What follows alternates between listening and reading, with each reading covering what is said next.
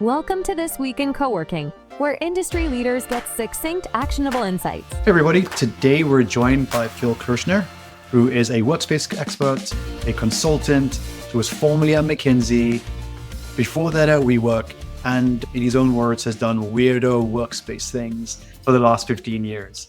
Phil, welcome to the podcast. And our first question, what do you mean by weirdo workspace things? I guess I say it lovingly that when I meet other people in the industry, like all of us are a little weird and that we've, for ages, since before the pandemic, been trying to just improve the places that we work in and how the built environment affects our work days and our personal lives. I use the term weirdo lovingly. I use the term nerd lovingly. It's studying computer science, so it's always kind of self-deprecating. It's easier to say we're doing weird workplace things than to jump right into telling someone, well, I built like activity-based environments and we do flexible offices. Yeah, it sets the mood a little differently. I totally get that. And as someone who tells the world every day that he's a flex workspace geek, I totally get it. And I get the vibes. So you recently were invited to be a contributor for Forbes. And in the last 2 weeks, you've put out 2 fantastic pieces. If you don't mind, I'd love to quiz you a little bit about them and just get some of the thinking that went into both pieces. Shall we dive right in? Let's dive right in. Great. So the first one was a little about what businesses are learning from the idea of campuses and corporate travel. What do you think that we're seeing as businesses shift their strategies? Like what can we learn from both campuses and corporate travel translating into business? So I have this idea rattling around in my head through multiple client interactions and everything that I read, and not just the kind of return to office battle. Do I stay home? Do I go in? Who makes me go in? But also a sort of secondary notion that assigned desks were coming back into the argument. And as someone who fell into workplace 15 years ago now, building a program oriented around sharing space, it set off these alarms in my head, or maybe something I hadn't realized, just the RTO debate, that the sort of sum of both of those things. First, the war that individual employees are waging with their executives who are like, I win you here. They say, well, my home is perfectly good.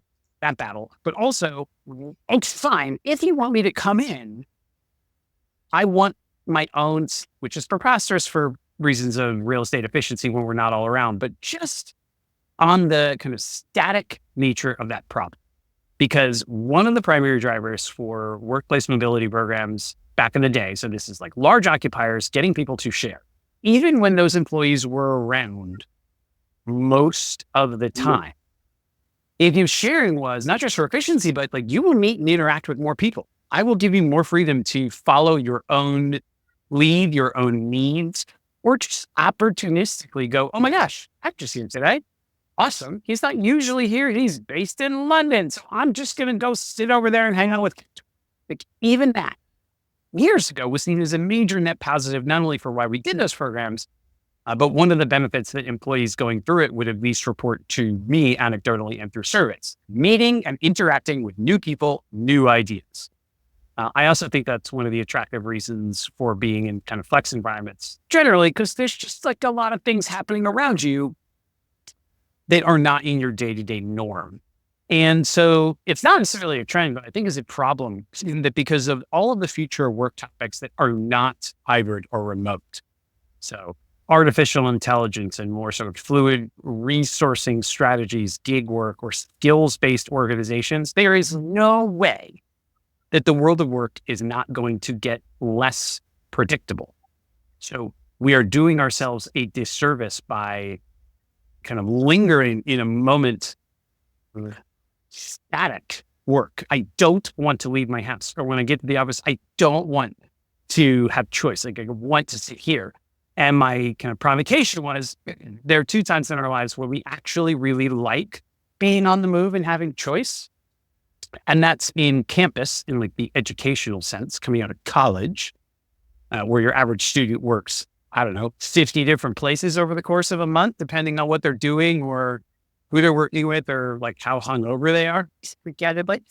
And then business travel. When we're on business travel, even though it may be governed by some broader policy, like when am I allowed to fly to London at all? once I'm on the trip and I've booked my hotel and I've booked all that, there's actually a reasonable amount of choice that I have and autonomy. And I don't make that trip unless there's a reason for it. So could we learn from the freedom that we have on campuses, all the available places we have on campuses, and the freedom and purpose orientation for movement that we feel with business travel, and propose this idea of a trip-based mindset instead of a commute-based mindset, even when we're in the office, as hopefully just giving employees something positive about the mobility experience and not thinking like it's all real estate saves or that they're being dragged somewhere against their will. I love that. I don't know whether you coined the term, but that hyperlocal business trips approach where you don't think about the commute, you don't think about you have to come to the HQ 3 days a week, and then you have to figure out the other people, making it more of an experience. This is something you get to experience as an employee here, something that we believe is good for you. You have this freedom, you have this ability. I love that. Did you coin that, by the way? If it snuck into my brain from someone somewhere else, kudos to them. I have no idea where it came from. It's just super nearby business travel and not something that our companies would currently think of as a trip. Having, before I fell into Workplace, I used to do expense management. So this idea of controlling expenses on a trip and what you can do on a trip is very different than what the same company would tolerate locally. And maybe that's where just like the term came to mind for me. I kind of like that, but also really opens a different side of it, going back to your history in expense management. Could there be more to this than just where you put your laptop? Could it become something where it becomes part of your, not really a compensation package, but your benefits package of sorts?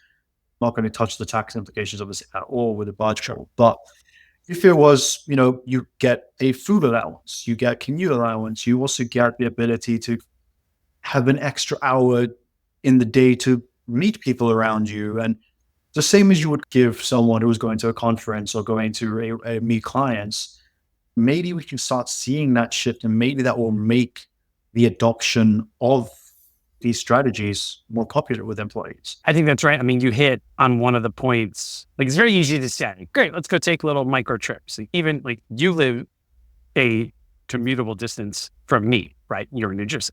I could choose, we could have done this in the same room, and I would have done that math. Like, do I want to pay for the train and pay for a cab and maybe pay for a drop-in flex space near you because I have some other meeting later? I could do all that calculation.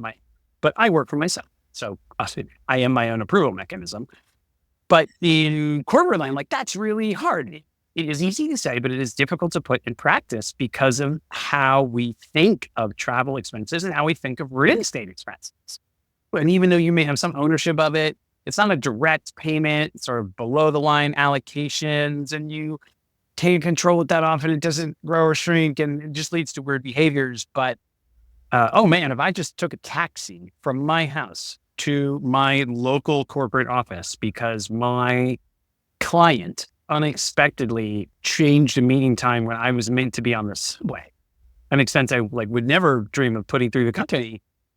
I know a lot of people, because hybrid schedules are getting more complicated, not just for us, but the people we work with, who are thinking, gosh, why can't I, as an adult, just make that call? Like, I'm not taking the cab out of convenience. I'm taking it so that I could be above ground to take a phone call with a paying client, right? And that shouldn't be a problem. But of course, when we're still carrying legacy policies and carrying a ton of space and have groups whose value is derived by enforcing compliance with policies built in an old regime, all that's got to shift. And you have to have a company that's willing to experiment to see just how much would that be. And I think you and I have both seen with companies that are fully remote or very remote first, and therefore not carrying just a ton of office space all the time, they tend to be much more benefit forward in local travel or co-working, because they know the aggregate of that spend isn't going to get anywhere near what they're not spending.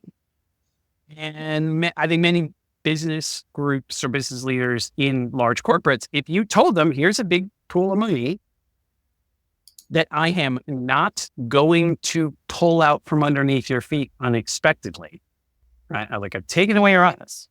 So now I'm giving you this kind of locked box of employee collaboration and experience funds, which you can spend at your will in whatever kind of thing you think is most valuable for a team. They would do that all the time, but they don't trust the policies and don't trust the leadership that would actually give it to them. So we had a lot of work to do there. Yeah, that's fascinating. You touched on one thing, well, two things really. One is it's legacy policies, but it's also legacy technology. A lot of companies are still running on systems and HR platforms that were built for everyone congregating in one location. Expense management, expense tracking is also a nightmare. There's all these auctions, whether it's expense tracking for fintech companies and then that connecting in. So there's just some mess really. I think we're going to get there slowly. So yeah, it's definitely legacy policies, but also a combination of legacy technology that doesn't enable that. But on the question of trust, we don't have to look too far. I mean, wasn't there that whole issue a couple of weeks ago with Meta letting people go because they misused the allocation that was for their lunch, right? And so it is, employees don't trust their employers, but also employers, rightfully or unrightfully, don't trust their employees.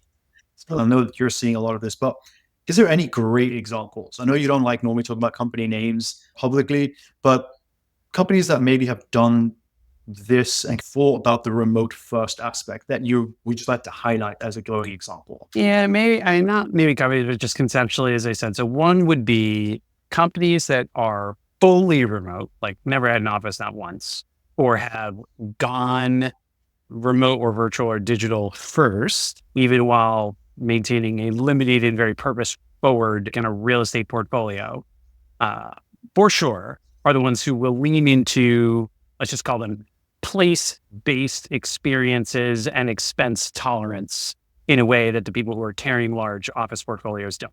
Maybe a simple example that has been in the news is Dropbox, right? Dropbox remote first. They've leaned very hard into not just co-working benefits in the past, but now have been sharing their story of offsite planning, like as a function, and just making it easier and more kind of group forward for getting people together, inclusive of all the planning and the expenses that might come into that. Does that count with me taking like a local taxi to come see a local friend? Maybe not, but I just appreciate that they've been public about, like we are putting a lot of resources toward the act of getting people together.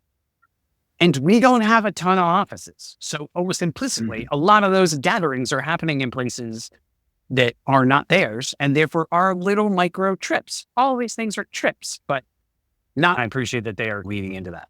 Another example, someone told me recently, actually, it is apparently pretty common in companies like my former employer, Credit Suisse, but not necessarily them, like in Europe, to see more expense-oriented stipends outright. Policies like, here, I'm making up numbers. Hector, here's the $500 a month that I just give you on top of your salary. It is your local expense budget, whatever it is. But in return for me giving you that money, you may not try to expense anything below like $50 or $100. So if you want to incur a business, or you do legitimately incur a business expense, let's say like a large team dinner, that's expensive, and that you're going to put through, and that you're going to have to justify. But they just get themselves out of the business of dealing with the small stuff.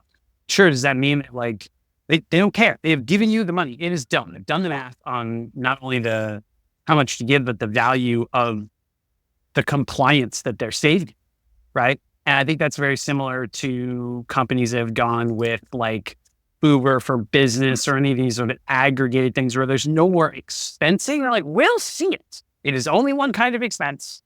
The same could be said for sort of flex marketplaces. Like, we know what it is. We will know if you're abusing it because we get incredible fidelity of data from the provider in a way that we couldn't already. So there's some trust that we're giving you this. And sure, did you take like a cross-country ride? Yeah. Will we know the very next day? Also, yes. I think employees appreciate that. You're not trying to add steps into my process. You're not trying to make my expense reimbursement worse. You are understanding that like there is a degree of choice that I have to make, and you could treat me like a grown-up. So it's really engaging, but it's still hard. In particular, maybe as the last example, see many clients where like the leader of a local office where real estate has said, listen, our office is not well liked, or it's not well used. So we want to close it. And they will say, but, and the answer behind but is something really episodic. Big team meetings, client, this and that. Like, if we could give you even 20% of the savings to just have as a business for local real estate and employee experience expenses, like, would you do? And the group's answer is almost always, yes, I would, but I don't trust you that you will let me keep it. We save this money on rent, finance once that savings back. That's why it's so much harder for the established companies to switch to this as opposed to ones who are coming up remote or virtual first, where it's not crazy to experiment. You highlighted a very important point in your 3 examples, that it's about trust, about treating them like adults. And the fact that there is a lot of data around these things that you can kind of look at and see if people are using it correctly and then adjust the policies there. But I think we're also a couple of years out of the world's craziness of the last 2 years. So that trust hasn't been built solidly. That trust of, okay, you've realized the $200 million saving across the company by reducing real estate, and you've allocated budgets, but budgets oftentimes, if they're not used, they go away. On the flip side of that topic, there's definitely an opportunity here for people who run flex offices. There is definitely an opportunity for people to lean into this. We just had Sophia Stolberg on the podcast about the new concept they're doing in Puerto Rico called piloto venues. And that is essentially day or week trips for businesses. They come in, they use the space. Other than everyone opening up a venue or an event side business as a co-working space operator, how else do you think that operators could seize this opportunity if more and more businesses do start earning that trust of employees? That's a great question. I mean, so from a purely technical perspective, right, because of the world you live in specifically, step one is it easy to consume your service, right? Either directly or through aggregators or with partners, or like, can I punch in, can I punch out? Either book directly with you or book through an aggregator. Once I book through you, can I, like, if you don't have food, can I order food? Like all these ancillary services, which is it's what we have come to expect when we do actually travel for work. There are elements of this in like aggregated bookings for planes and hotels or bolt-ons, right? Like, oh, you booked a flight. Great. Do you also need a car? Like, the Delta does not have the car, but the aggregator is like making that whole trip easier for you. So anything that leads towards that feature, like, for sure is going to help. Then I think it's a problem, especially for the large traditional enterprises trying to interact with Flex, of a gross misunderstanding or narrowing of their scope of what they think Flex is. And I have seen, even like my WeWork days, many so-called like Flex pilots or WeWork pilots fail because of kind of lack of agreement about the overall possible levels of engagements relative to what is or isn't being piloted first. See, many clients say, great, we're going to try, sending people to a WeWork, and we're going to start with our senior most or like most special people. We're going to give them a card that can go anytime. And then one person with some level of influence goes that one time and for any reason does not enjoy themselves. Like, literally any reason. They go back and they're like, nah, it's no good. Instead of realizing that, maybe they went for a unpredictable call instead of something that was planned. Maybe instead of an individual, it should be a kind of team. Maybe it's 2 people meeting nearby their home for an informal conversation. Maybe it's like a whole project going somewhere for 3 months. Maybe it is like a year's worth of capacity overflow while you're doing some project. Like, there's so many permutations. If a company thinks of the kinds of people that it has in its organization and the ways in which those people could, either go to the co-working space across the street, or let me really understand like who you are and why you're here. And if that's not working for you, that's cool. I'm not here to try to change your mind about that. But to make sure those early pilot people aren't going to martyr the whole opportunity just because their use case and their personality didn't fit for whatever reason. They need a real partnership in being this, like, hotels don't have to do that with us. airlines don't have to do that with us because we're used to this. We're not, as a society, used to this transactional consumption of spaces yet.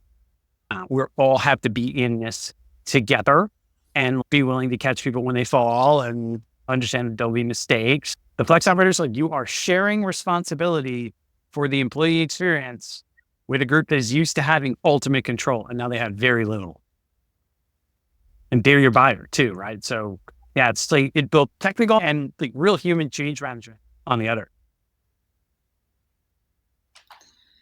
You say it so well, man. I wish we could just bring in a lot of operators and just be like, guys, there's enterprise sales and then there's the hospitality. You know hospitality, you understand hospitality, but where enterprise sales and hospitality overlap, that is that change management, hand holding, having them realize that yes, the first thing they try may not work.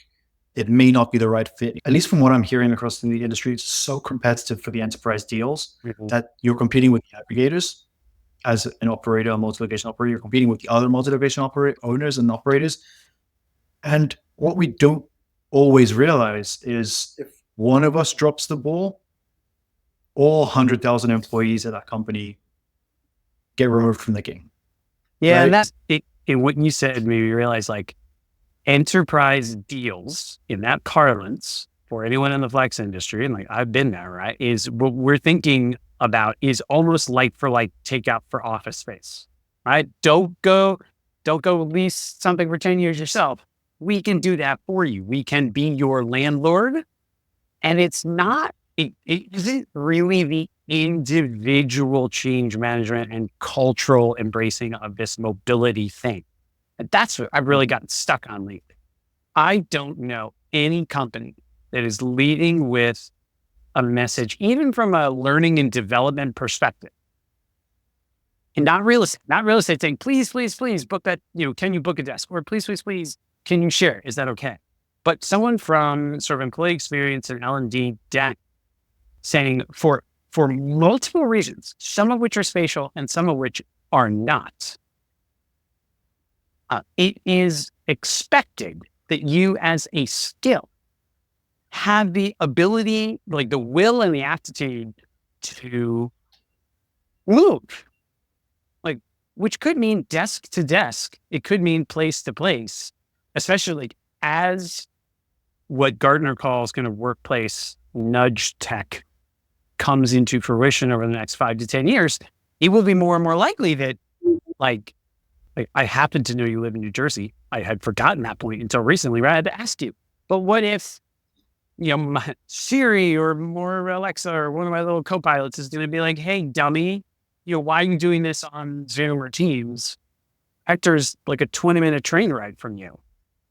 It's not that you have to go to him in person, but maybe you should convince her that you could do this live. Maybe not tomorrow, but you're both free next Thursday. Do you want me to book you the podcast booth at the co-working place that's way between both of you? I don't know, right? It's not rocket science to do that kind of thing. It's just we're here yet. But once that suggestion is made, it's still up to the human to make the decision. And like, how open am I to a little bit of fluidity in my day, which has to, not for nothing, not be filled with half-hour Zoom calls back in order to enable that. But there's zero friction.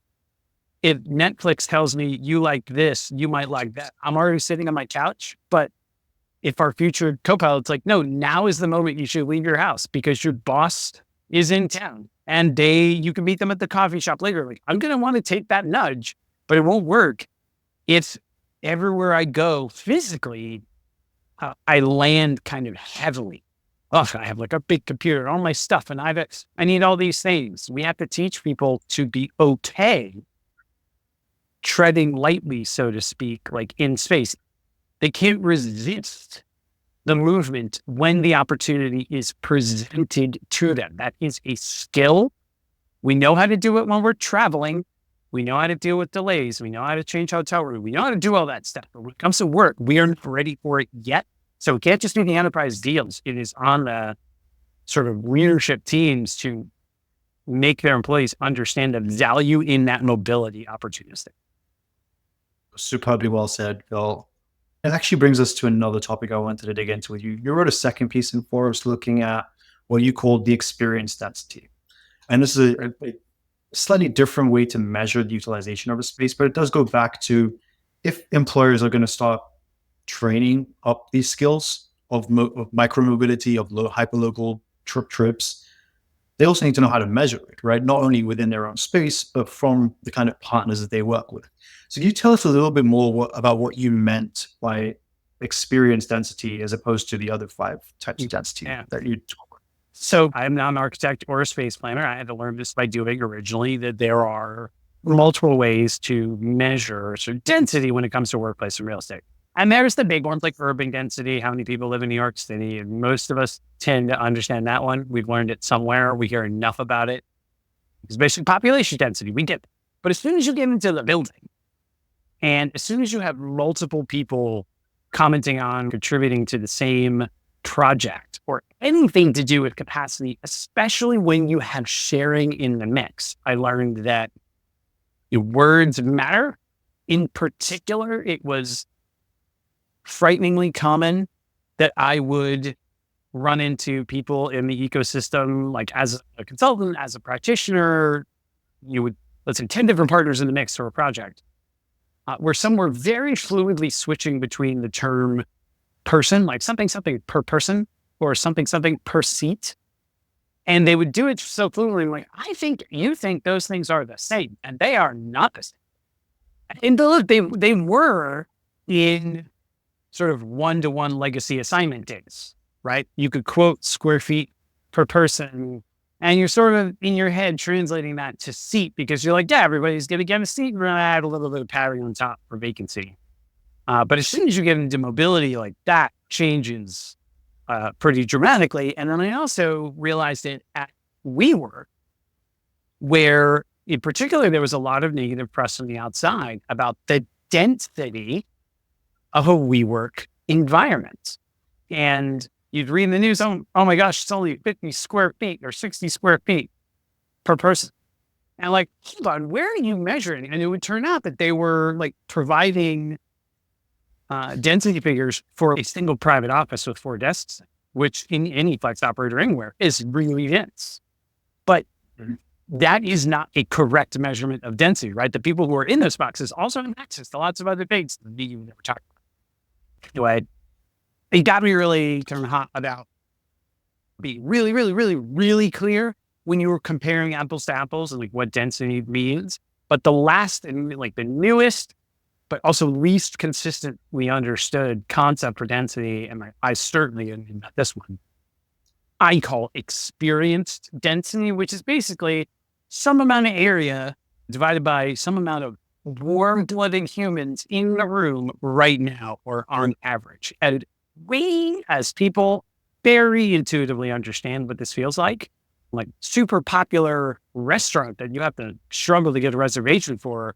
We can be shoulder to shoulder, basically, at 2 tables with a stranger, and we're like, that's cool because this place is amazing. But as soon, like if the music stopped, all of a sudden you'd be like, whoa, we are way too close. This is awkward. I don't like this anymore. So we're really sensitive, but with executives desperately trying to kind of reboot the magnetism of their offices, which were never really magnets. There were places we had to go, but now that they have to be a magnet, we have to learn from hospitality. And hospitality is all about like, how do I strike a balance of what it feels like to be here relative to the kind of energy I want to be curating in this space. And executives would come to WeWork all the time for tours when I was there. And it's like, why does it feel this way? And I think even the act of using the word feel in that sense relative to an office was odd for them. And the answer was always hospitality. So I think, again, there may not be an absolute benchmark, but if we're trying to encourage people to leave their somewhere for some reason, some purpose, we want some signal or understanding of what's it going to feel like. Go to theater, we go to sporting events, we go to restaurants. We know what that feels like, but too many people are being pulled into offices that feel like a library, and that's the worst. If you've been promised to come there to like innovate or collaborate.